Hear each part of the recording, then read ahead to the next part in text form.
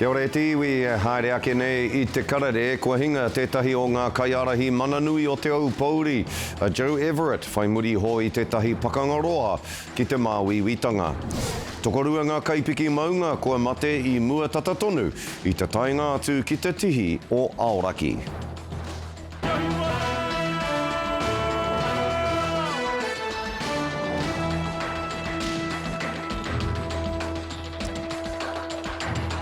Nō reira kei ngā tūtara kauika o te motu tēnā koutou katoa. Kua hinga tētahi o ngā kaiarahi mananui o te Aupōuri me te ao mātauranga a Joe Everitt, whai muri hoi tētahi pakangaroa ki tētahi māwiwitanga. I matea Everitt I te atanei he minita no te hāhi a rātana, he kaitautoko I te kiingitanga mai rāno. Ko ia hoki tētahi o ngā tai ki ngā para mo te whanaketanga o te Aupōuri, me ngā iwi nohotata putanoa I te hiku o te ika. He tangata e matatau ana ki te mita o te Aupōuri I whakapaukaha a Everitt ki ngā kaupapa reo Māori me ngā kaupapa tikanga Māori I ngā hapori huri noa I te hiku. Ko ia tētahi o ngā pō e whiriwhiri ana I te kokoraho tiriti a te Aupōuri I te tuki a taua kokoraho I te tau 2012. He ai ki ngā kōrero ka haria a Everitt ki tōna marae ki a te pōtahi I te kao, hei roto I te roanga o tēnei wiki nei. Tokorua ngā kaipiki maunga kua mate I mua tatatonu I te tainga atu ki te tihi o Aoraki. Toko whākatoa te rahi o te rōpū e ngana ana ki te piki ki te tihi, me ara wāke ka taka iho te tokorua o te rōpū e hono tahi ana ki te tahi taura kotahi I te tekau miniti ki te wainganui pō. Hei tā ngā prihi mana I whakamohi o te atu rātau I ngā pō. Toko whā ngā tāngata I te taha uru o te maunga e tono āwhina ana. I tukuna e ngā prihi mana he ope mātanga ki te kohi ake I ngā kaipiki maunga nei, engari nā te uaua o te taiao me te huarere I te tihi o te maunga teitei o te motu au ware ake. No te whitukarake I tatatonu nei ka haere anō taua ope nā koa nāia ka kitea ngā tūpāpaku e rua. Nā, hei ki te pānui o Huarere I puta mai nei I te kāwanatanga I te rānei, kei te whakakorengia e rātau ngā kai kaunihera, me ki ngā kaunihera a takiwā. Koe nei ngā kaunihera ka noho ki runga ake I ngā kaunihera ārohe. Te kaumātahi ngā kaunihera a takiwā nei. Arā, te tai tokerau, Waikato, te moana a toi, te matau a Māui, te upoko te ika, Waitaha, te tai o Pautini, me o tākau. Te nuinga o e nei kaunihera a takiwā nei, ka whakatau I ngā kaupapa pēnei I te taiao me ngā take iki. Ka whakawhiti atu tātou ki kai tāia I Anei ki a Harata Brown, kei tōna taha a Huhana Linden, rāua ko Marama Davidson o ngā kākāriki. Harata kei a koutou te wā.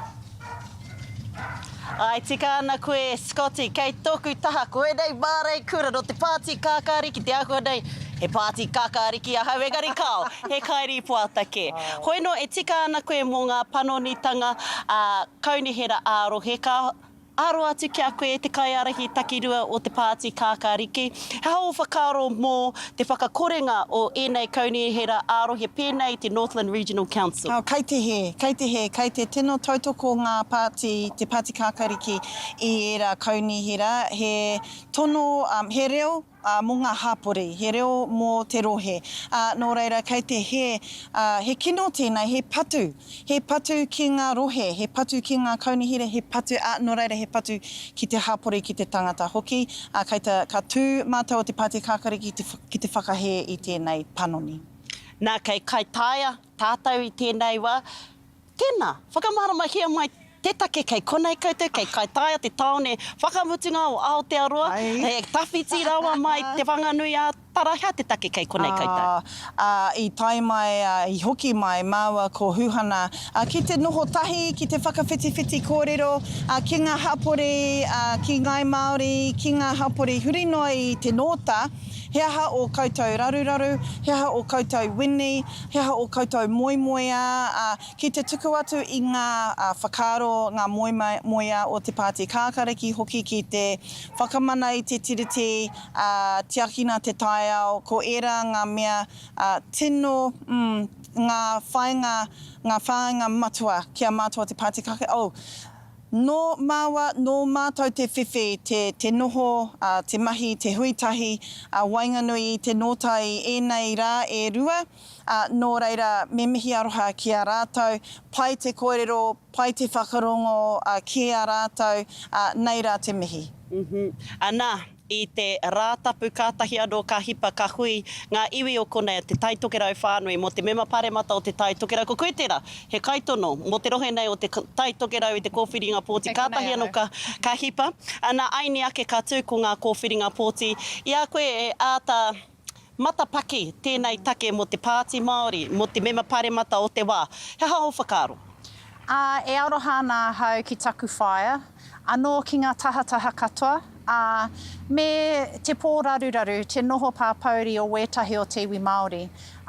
Me te ki, me whakatika tātou i a tātou, engari kei konei ahau a te rōpū kākāriki e mahi ana te mahi. Haunga anō ki roto i te whare pāremata, anō ki roto i te hāpori, pēnei a mārama e puta mai ana ki tōna taha o hokianga, ki roto i te heku hoki. Nō reira koia te aronga, ko ngā take nui ki runga i ngā poko whiwhi a te hāpori o tō tātou iwi Māori, tēnei te rōpū kākāriki ka kōkiri tonu, ka mahi tonu. Anā, ko koutou era e whakakōrero ana i ngā take o te wā. I rongo hau e kōrero ana koutou mō ngā poronga mahi ki Northtek, tai tokerau wānanga. Arā hoki etahi kōrero e pāna ki the fast track submissions. Nō reira, hera kōrero kia mai, hea era e puta mai ana i mua i tō aroaro me te ki heda. He kaupapa hei whai mā koutou hea. E mihi atu ana ki te reo o te hāpori, i enei rā e rua, i roto whāngarei, i roto te hauraro o hokianga ki te hiku tonu.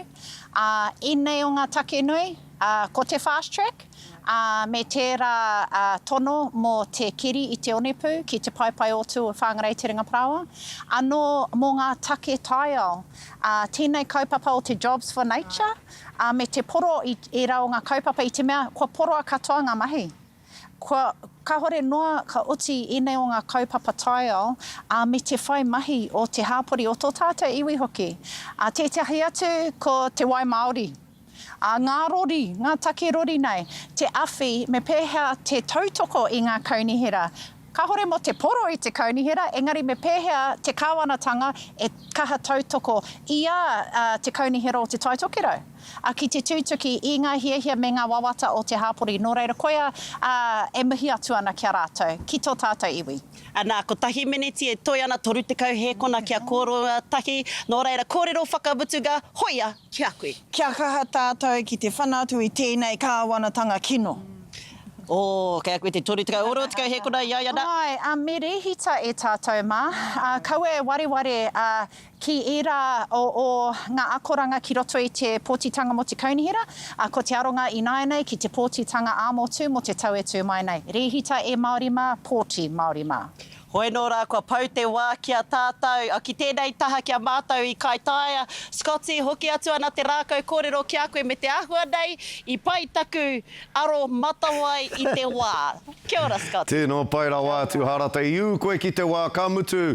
E mihi ana ki a koutou tokotoru, ko koutou e whakātātā ana i te atāhua me te mātau o tēnei mea o te wahine Māori. E mihi ana ki a koutou Harata Brown, koutou katoa, e mihi ana tēnā koutou katoa. Hoi anō rā e tiwi, kia haere tonu a tātou kōrero i tēnei rā, tāhua rātou nera. Anā, ko oti i te maha o ngā ope patuahi, he ahi i mumura ake i ngā parapara i te pokopū pakehi o Waiuku i te ata nei te poko. Ono te kau ngā kai patuahi i whawhai ki taua ahira, i te wainga nui pōra no ki te awatea. I te tai ngātu e ono ngā pūoto kai puke, he kōputunga rāpihi hoki, ko tahirau mā te 50 mita te whānui e wera haere ana i a mahuika. E whitu ngā ope, kei reira tonu e tīnei nei haere ana i ngā muranga whakamutunga. Hioi e rere tonu ana he whakatūpato ki te hunga noho tata, rā kia karo rātau i te huarahi o Kitchener, o tira kia kati tonu hoki ngā matapihi o rātau whare. I hui a Rawiri Waititi ki ngā pakeke o Ngāti Pikiao i kō tata ake nei. Hei tā rātou e tautoko tonu ana rātou i te uri o te whānau Aupōuri ahakoa ngā kū rakuraku kua hua ake i roto i ngā mara matata nei. Ka mutu hei tā rātou e ahu whakamua ana te titiro ki te hui ātau ka tū ki wai ātuhi hei ngā wiki tata kei mui te aroaro. Kei a moko nui ārangi Edmonds no Pūkaia te roa ngātu. Te reo rāhiri o Ngāti Pikiao. Ki te mema pāremata o te waiariki a Rawiri Waititi me o nā apataki ki runga o wai a tuhi marae. Hei tangata kite a Rawiri i roto i ngā kaupapa nui o Ngāti Pikiao. Mehe mea koe ka hara mai ki ngā paukai, kai reira i e nohoana ki rungu tō mātou pai. Nō reira i toro atu mātou ki āea me ngā hihi whakarongo mai te tangata nei, hea ngā neke hanga e pāna ki te pāti Māori. O te kaupapa mātua o tēnei hui, he whakarite i a Ngāti Pikiao, ngā kai manaaki te hui a tau o te pāti Māori. He wānanga anō hoki te anamata o te pāti, e ai ki te waiariki. Koina te tahi o ngā kaupapa ko tai mai ai ia ki konei me ona te tahi i ona kaimahi, ki te atatiro he ki ngā whare, ki ngā wai, ki ngā wāhi whakatū motuka, e rā tū momo āhuatanga katoa. Ātāhua te rongo i ngā pakeke e kōrero ana mo ngā take o te wā. Me o rātou whakaaro ki te kaupapa. Ko te pāti Māori e hara i te pāti porotiki noa. E ai ki ngā pakeke nei, tēnei waka. He waka e kawe nei i ngā moe ā. Koe nei te hui tuatahi a te uri o te whānau a Panui ki e nei uri o Pikiao rangi. Mai anō i te pakarūtanga mai o ngā riri, tara āwhare. Runga i te wairua me te māramana hoki i ngā kōrero ko puta mai i te waha o Rawiri. Ko tau te wairua me kira ngā awangawanga. Ahakoa hoki ngā kūrakuraku kua hei pū mai i roto i ngā wiki ko taha ake nei. E whakapono ana Rawiri Waititi, ka ora tonu te pāti hei ngā rā e tū mai ana. Me kai te ora te Māori, kai te ora te pāti. Me pera pia tuku kōrero. Ki te mate te Māori, au ka mate tēnei pāti, engari. Koe hoki tāna mai. Kia whai reo, kia whai wai hoa no hoki mātou ki rote ngā whātoro hanga katoa o te motune. Kia kaua ka tātou e pō he eta. Nā ngā ngaru whati i roto i te maramako hipa ake ka hinga tātou. Eta ko te iwi Māori tēnei ngunguru nei. Ka ngunguru. Mā ke tonu atu.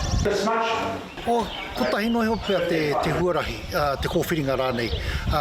Kāre tae e mātau ki te pōti mō wāhi ke atu, kai tuatu i te waiariki. Nō reira, mehe mea whakapono ana mātau ki te tangata e tūana ki tēnei rohe, me pōti. O te mahi i nai anei, he whakarite mō te pari mai o te motu ki te hui a tau o te pāti Māori. Ki wai a tuhi marae nei, hei te tua whitu o Tihema, moko nui ārangi, Harehuka Edmonds, Pūkaia. Muri ake i ngā whakatairanga e karema, ko te mutunga o tētahi wā kuru pounamu nui mo te clubrooms o Taniwharau i ngā rangi whakatānei, tēnā kia mau tonu mai.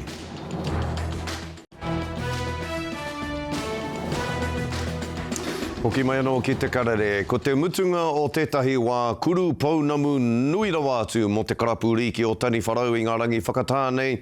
Ina rā hoki i hui ngā mema o te karapu ki te whakahaere i tētahi kēmu whakamutunga i mui te tūrakitanga o tō rātou whare.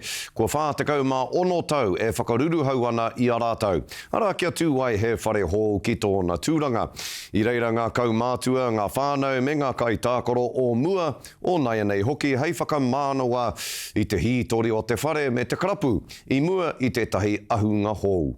Kei a pōtaka maipi ngā tai pito. Ka tuku te aroha mo te whare. Ko ngā hītori o roto i tēnei whare. Ahakoa ka heke te whare. Ka ora tonu ngā hītori engari e whai whakaaro nui ana ki ngā tai pakeke o te karapu. Ngā mea pēnei a Uncle Pop, Uncle Mook, nā rātou tēnei whare i hanga. Nēnā ka tae ngā pakitara te kōrero. E oi, te rātu taha hoku, e hikakana. e hikaka ana I te mea ka tū tētahi whare hau, te rua o te taniwha te tuarua, ana he whare anō mō ngā uri a whakaheke ngā tau haere akene. Ana e kaha kitea tonu ana ko ngā uri whakatupu kei te tākaro tonu mo te krapu nei, reke atu I te whitu reanga I nānei, ana ko te whakaaro, ko te tūmanako mō ngā whitu reanga kei te haere mai ana.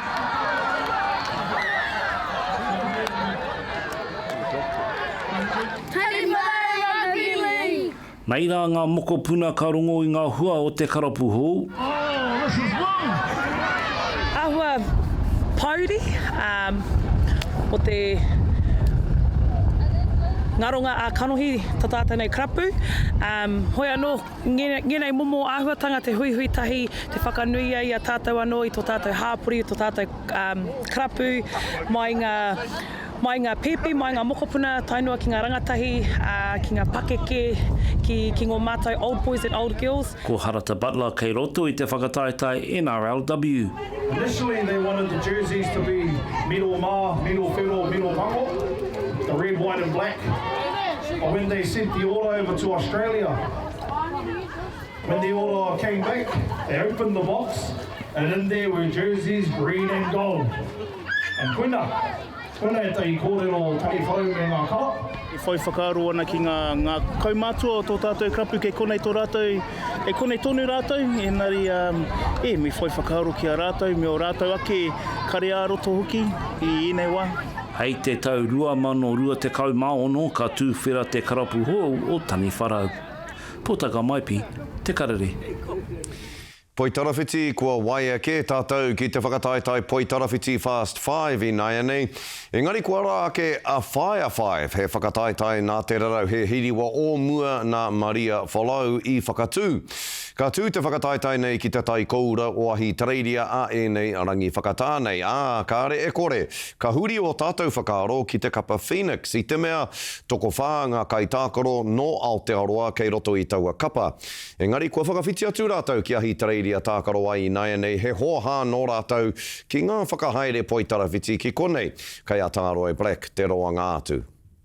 He kaupapa Poitarawhiti hau ki ana I te tangata rono nui. Always that first centre pass, it all came back, flooding back pretty rapidly about how you really don't want to throw that one away. It was exciting and it's a great vibe out there. Ko whakakotahi anō nā kapona o mua, Aloha Langman rātou ko Katrina Rore, Kat Tui Vaiti me Casey Kōpua mo te whakataetai hau, Fire 5.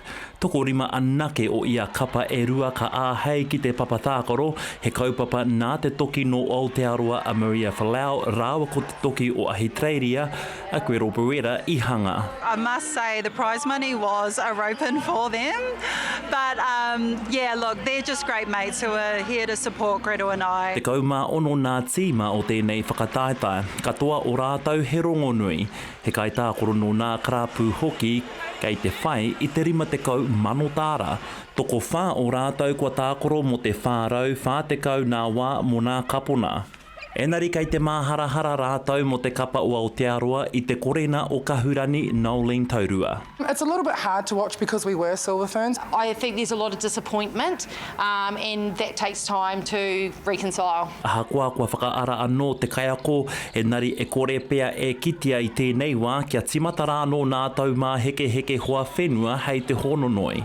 For me, the most disappointing thing is that the way that Netball New Zealand have handled it, but also the players need to show accountability. Who felt unsafe because, you know, Knowles' name is being dragged through the media. She's dealt it with it so well. I nāenei kei te whakatautau nā kai tākoro I raro mai I a taurua ki te tai kaura. We've laughed about it for a few weeks now, like, what the heck are we doing? He ki tēnā kanohi, he hoki nā mahara ki te mura o te ahi. Taro Black, te karere. Ka te hae tiwi kia hoki ake tātou I nāenei ki ngā kaupapa nui tai ore o te rānei. Kua hinga tētahi o ngā kaiarahi mana nui o te Aupōuri a Joe Everitt, whai muri ho I tētahi pakanga nui, pakanga roa ki te māwiwitanga. Tokorua ngā kaipiki maunga kua mate I mua tatatonu I te tainga atu o tō rātou rōpū ki te tihi o Aoraki. Nā hei muri ake I ngā whakatairanga e tiwi ko ngā huarere o te wā tēnā kia mau tonu mai kia te karere.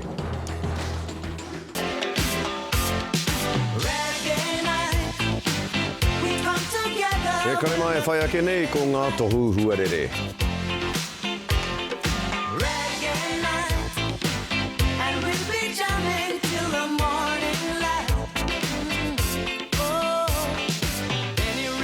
Call, got to get my things, got to catch this ride. Gotta look my best, cause I know they'll be mashing it up tonight. Oh, reggae night, we come together when the feeling's right. Reggae night, and we'll be jamming till the morning light. Oh, you will find it happens only once a year, so don't miss out on this session here. Oh.